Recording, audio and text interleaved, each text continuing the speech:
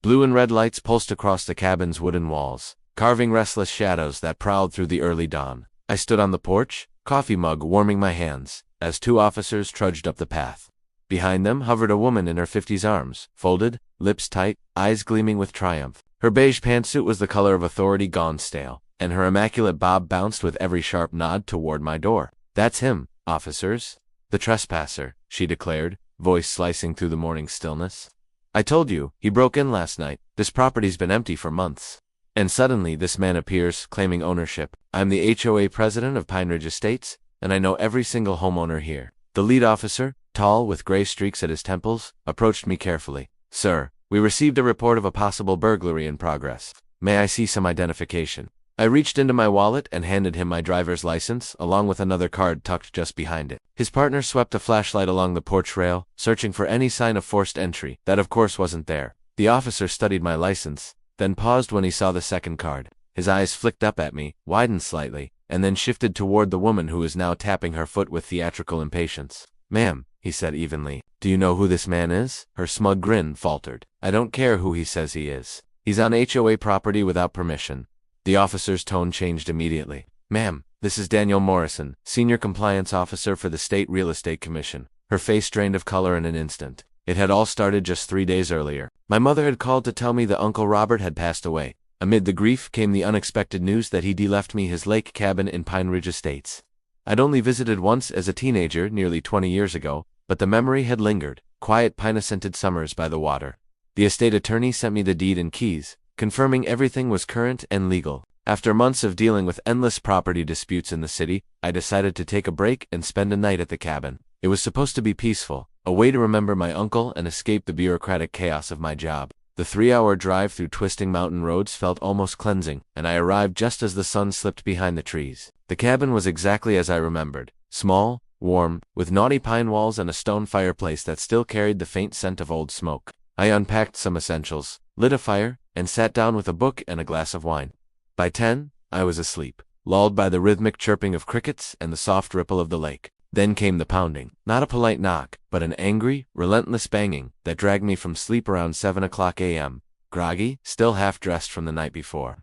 I opened the door to find a woman glaring at me, like I had committed a crime against her personally. Clipboard in hand, she demanded, "Who are you and what are you doing in this property?" Blinking the sleep from my eyes, I said, "Daniel Morrison. This is my cabin. I inherited it from my uncle, and you are." She huffed. "Linda Garrison, president of the Pine Ridge Estates Homeowners Association, and I can assure you, no one authorized any new occupants here. This cabin's been empty since Robert Morrison passed. Any new resident requires HOA approval, transfer fees, and a background check. I literally own the property," I said, rubbing my temples. "I have the deed and the keys.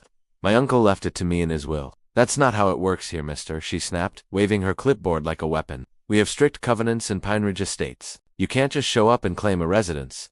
Have you filled out your HOA application? Paid the $500 transfer fee? What about the orientation packet?" Leaning against the doorframe, I sighed. "Listen, Linda, I respect the rules, but I'm not a new resident. I'm the owner. I'm just here for one night. I don't need approval to stay in my own home." Her face flushed crimson. "How dare you take that tone? I've been HOA president for 12 years, and I won't be disrespected by some outsider who thinks he can ignore our regulations." "I'm not ignoring them," I replied evenly. "I'm exercising my rights now. If you'll excuse me, I need coffee." I began to close the door, but she jammed her foot in the way. "This isn't over," she hissed. "You'll hear from our HOA attorney. And if you're still here tonight, I'll have you arrested for trespassing." She stormed down the gravel path, and I made a mental note to review the HOA bylaws later. I dealt with plenty of power-hungry board members before, but Linda Garrison seemed to be an entire case study. The rest of the day passed quietly. I sorted through my uncle's things, took the kayak out for a while, and even met a few neighbors who offered condolences and a warm welcome. None mentioned HOA approval, but when I brought up my morning visitor, they all shared the same look.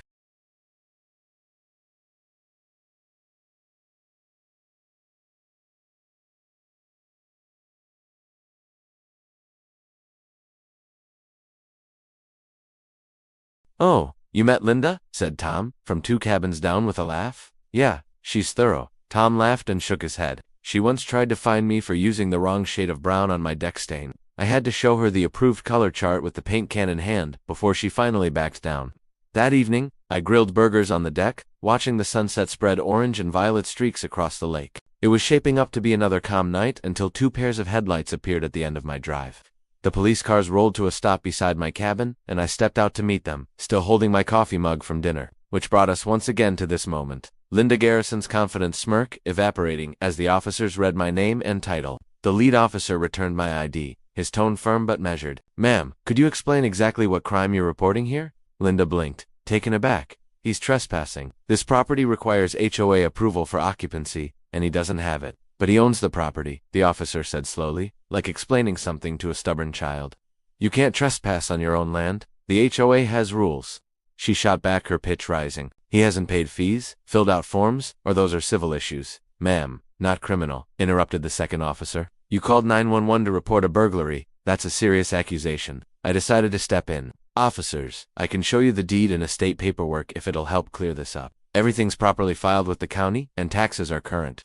"That won't be necessary," Mr. Morrison said, the lead officer. "We know who you are. My captain actually attended your seminar on property law compliance last spring." He turned back to Linda. "Ma'am, you do realize that filing a false police report is a crime?" Her mouth opened and closed like a fish, gulping for air. "I didn't file a false report. He's not supposed to be here without HOA authorization. But he's not committing a crime," the officer said evenly. "He owns the home. HOA disputes aren't police matters unless there's real criminal activity." I watched as the truth finally hit her. Linda Garrison, queen of HOA enforcement, had just reported a state compliance officer for burglary. "Officers," I said calmly, "thank you for coming. I'd like to file a formal complaint about this. I was woken in my own home by a false report. This is the second time today Miss Garrison has harassed me." The officer nodded, pulling out a small notebook. "We'll need statements from both of you. Mr. Morrison, would you like to press charges for the false report?" Linda's face turned ghost white. "You can't be serious. I'm the HOA president. I was protecting our community from its legal property owners,"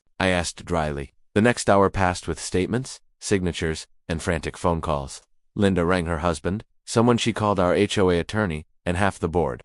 Each conversation grew more desperate as she realized how badly she'd overplayed her hand. When the officers finished, the lead one handed me his card. "If you need anything for your complaint, let us know. We take false reports seriously, especially when they're used to harassers." He turned to Linda with a warning glare. "Ma'am, I suggest you study property law before dialing 911 again." After the police left, Linda lingered in my driveway, looking smaller than before. "You won't really file a complaint, will you?" she asked weakly. "I was just doing my job." "Your job," I said evenly, "is to handle legitimate HOA matters, not harass residents or waste police resources. I'll be reviewing your bylaws closely. You should too." The next morning, I filed the formal complaint before heading back to the city. But that was only the beginning. At my office, I pulled Pine Ridge Estate's file. What I found was staggering. Years of homeowner complaints, excessive fines, and improperly noticed board meetings. Linda's little empire had left a trail of violations a mile long. Within a week, I scheduled a full audit of Pine Ridge Estates. State law required HOAs to maintain transparency, hold lawful elections, and respect property rights. Pine Ridge failed on nearly every front. The audit confirmed everything: missing financials, improper votes, and a culture of intimidation. The State Real Estate Commission issued a formal notice of violation and demanded immediate reforms. 3 weeks later came the emergency HOA meeting. Word had spread about Linda's false report and the state's involvement. Residents who'd suffered under her micromanagement for years finally spoke out. The vote to remove her from office was unanimous, except for hers. I attended both as a homeowner and as the official overseeing compliance. Watching Linda clutch the gavel while the secretary read the tally was almost surreal. Her 12-year reign ended not with authority, but with disbelief. "This is illegal," she shouted. "You can't do this. I've given my life to this community." "The vote's been counted, Linda," said Tom, the neighbor she once targeted over deck stain. "It's time to step down." Security had to escort her out as she ranted. The last image I have is her standing in the parking lot, clutching her clipboard like a lifeline, powerless without her title. Her false report earned her a $5,000 fine and 200 hours of community service. The HOA as insurer refused to cover her legal fees, and rumor had it she'd taken a second mortgage just to pay her attorney. 6 months later, I was appointed to draft new statewide HOA regulations. The reforms, unofficially dubbed the Morrison Protocols, established strict checks on board authority, and expanded protections for homeowners. Ironically, Linda Garrison's vendetta had sparked positive change for thousands. These days, when I visit the cabin, I still see her walking her Pomeranian past my driveway. She doesn't make eye contact, doesn't wave, and certainly doesn't mention HOA business. Tom, now the new HOA president, runs things sensibly, focusing on real community improvements instead of ego trips. Last week, I received a notice for the annual compliance as the state official now overseeing Pine Ridge Estates. I'm the one making sure every regulation is followed to the letter. The irony isn't lost on me or on Linda, who I'm told goes ghost white whenever my name is mentioned. These days, I sleep soundly in that same cabin she once tried to claim I didn't belong in. She knows better now. The $5,000 fine was a slap on the wrist compared to the quiet dread that shadows her before each compliance review, and that look on her face when she remembers I'm the one holding the clipboard, worth every sleepless night she ever caused me.